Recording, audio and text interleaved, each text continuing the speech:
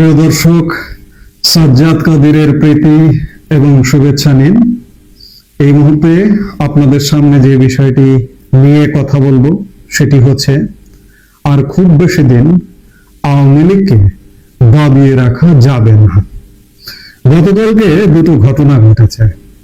এক, আদালতের ঘটনা, সেটি হচ্ছে আওয়ামীপন্থী ৮৩ জন আইনজীবী তাদের উপরে মিথ্যে মামলার অভিযুক্ত হয়ে আদালতে আত্মসমর্পণ করেছিল।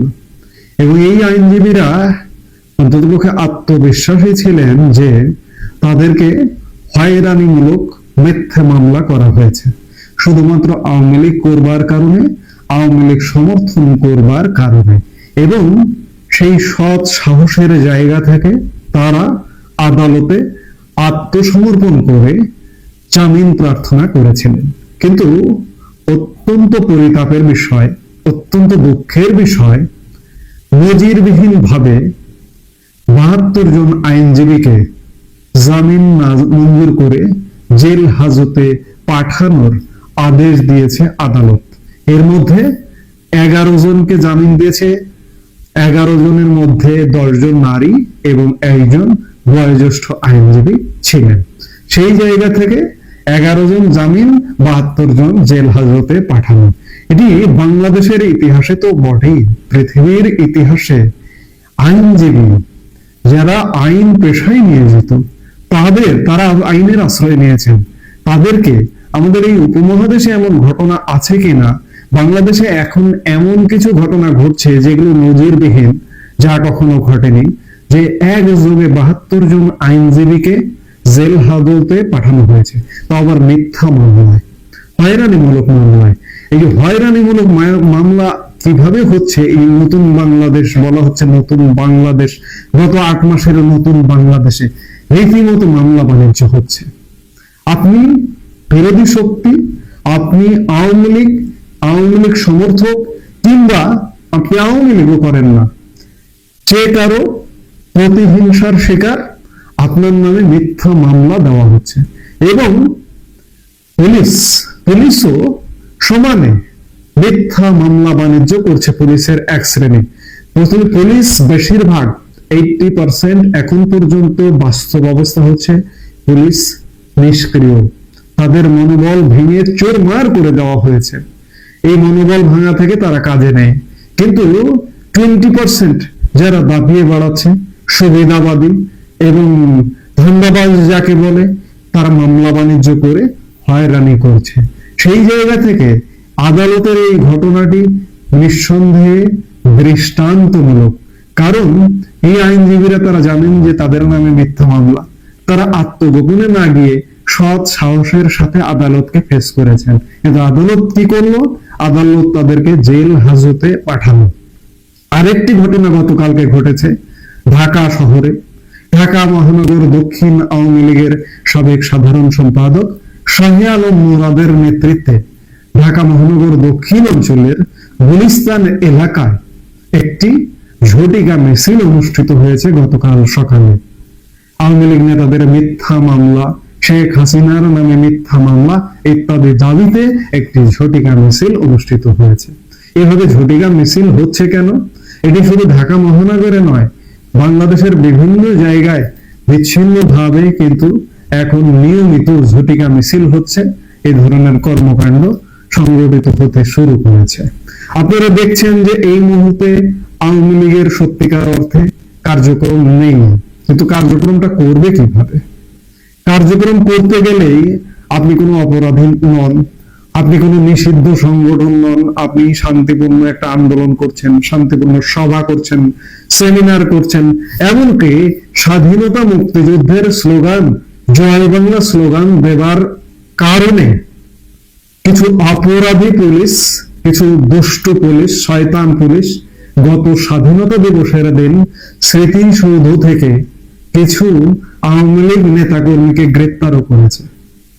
এটি সম্পূর্ণ নিয়ম বহির্ভূত। জয় বাংলা স্লোগান যে পুলিশ গ্রেপ্তার করেছে, সেই পুলিশকে স্বাধীনতা মুক্তিযুদ্ধের চেতনায় লালিত, নাকি বাংলাদেশ বিরুদ্ধ শক্তির পুলিশ?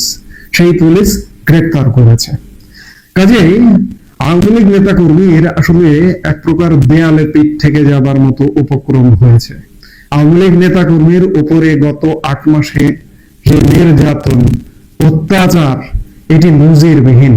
আওয়ামী লীগ নেতা কর্মীর বাড়িঘর ব্যবসা বাণিজ্য যেভাবে হামলা করা হচ্ছে এখন পর্যন্ত হচ্ছে টিল নাও, এবং আওয়ামী লীগ নেতা কর্মীদের হত্যা করা হয়েছে, আহত করা হয়েছে, যার কারণে আওয়ামী লীগ নেতা কর্মীর কিন্তু দেয়ালে পিঠ থেকে গেছে। এই পিঠ ঠেকা থেকে আর খুব বেশি দিন দাবায় রাখা যাবে না, চাপায় রাখা যাবে না, খুব শীঘ্রই ফুসে উঠবে। আমরা সেই আলামত কিন্তু চারিদিকে পাচ্ছি। সারা দেশের নেতা কর্মী ফুসে উঠবে। কতজনকে গ্রেফতার করবে? গ্রেফতার করে তো পারবে না। একটা সরকার, একটা রাজনৈতিক দল বা একটা সংঘবদ্ধ গোষ্ঠী যদি ঐক্যবদ্ধ হয় কতজনকে গ্রেফতার করবেন? এখনই জেলখানায় ধারণ ক্ষমতার অতিরিক্ত হয়ে গেছে। আমি এর আগেও বলেছি, আবারও বলছি, বাংলাদেশে 68 জেলখানায় মাত্র 42,500 বন্দী ধারণ ক্ষমতা আছে, কিন্তু সেই বন্দী 70,000-এর উপরে ঊর্ধ্বে চলে গেছে। যদিও বর্তমান এই যে সরকারটি অনেক দাগী আসামিকে জামিন দিয়ে বের করে দিয়েছে, শীর্ষ সন্ত্রাসীকে জামিন দিয়ে বের করে দিয়েছে, জঙ্গিদের বের করে দিয়েছে। এই বের করে দেবার কারণটা হচ্ছে যে যারা আওয়ামী লীগ পন্থী তাদেরকে গ্রেফতার করবে, কিন্তু গ্রেফতার করতে করতে ভরিয়ে ফেলেছে এক অপারেশন ডেভিল হান্টে 30,000-এর উপরে আওয়ামী লীগের নেতা কর্মীকে গ্রেফতার করেছে। আর কত গ্রেফতার করবে? আর আসলে গ্রেফতার করবার মতো অবস্থা নেই। এই গ্রেফতার করতে করতে সর্বোচ্চ 1 লাখ ধারণ ক্ষমতার বেশি তো রাখা যাবে না। এখনই গাদাগাদি অবস্থা, তাহলে আরো 30,000 যদি যুক্ত হয় তাহলে তো ভয়াবহ অবস্থা হবে। সেই জায়গা থেকে আওয়ামী লীগ নেতাকর্মী আর হয়তো বসে থাকবে না।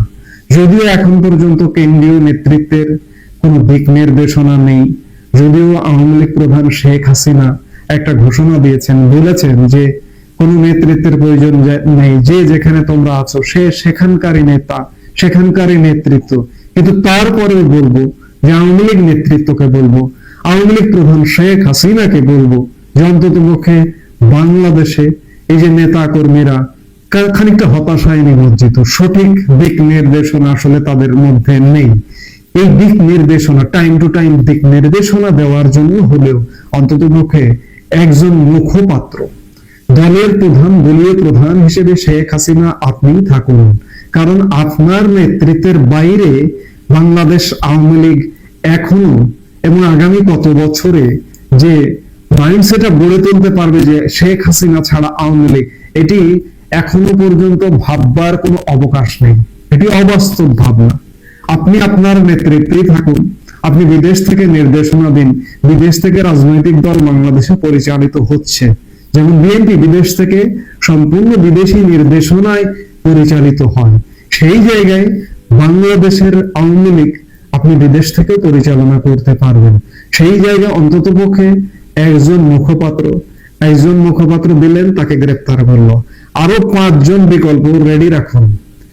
তার অনুপস্থিতিতে একজন যাকে দিলেন তার অনুপস্থিতিতে 2 নম্বর দায়িত্ব পালন করবে, 2 নম্বরের অনুপস্থিতিতে 3 নম্বর দায়িত্ব পালন করবে, 3 নম্বরের অনুপস্থিতিতে 4, 4-এর অনুপস্থিতিতে 5, আবার 5 জন অনুপস্থিত হয়ে গেল, আবার 5 জনের প্যানেল করুন।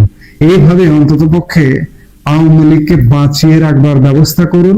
আর বাঁচিয়ে রাখবেন অবশ্যই, কিন্তু সারা দেশের নেতা কর্মীকে আর হয়তো দাবিয়ে রাখা যাবে না। খুব শীঘ্রই ফুসে উঠবে, বেরিয়ে পড়বে।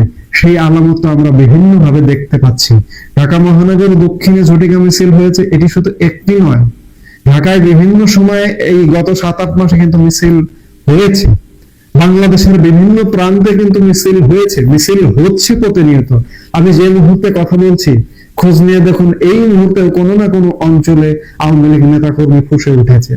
কাজে এই যে বর্তমান সরকার যে দমন পীড়ন করছে, খুব বেশি দিন দমন পীড়ন করে দাবায় রাখতে পারবে না, দাবায় রাখা যাবে না। আওয়ামী লীগ তো হঠাৎ করে উড়ে এসে জুড়ে বসা একটি দল নয়। আওয়ামী লীগের ইতিহাস স্বাধীনতা মুক্তিযুদ্ধের ইতিহাস। আওয়ামী লীগ আমাদেরকে নেতৃত্ব দিয়ে বাংলাদেশের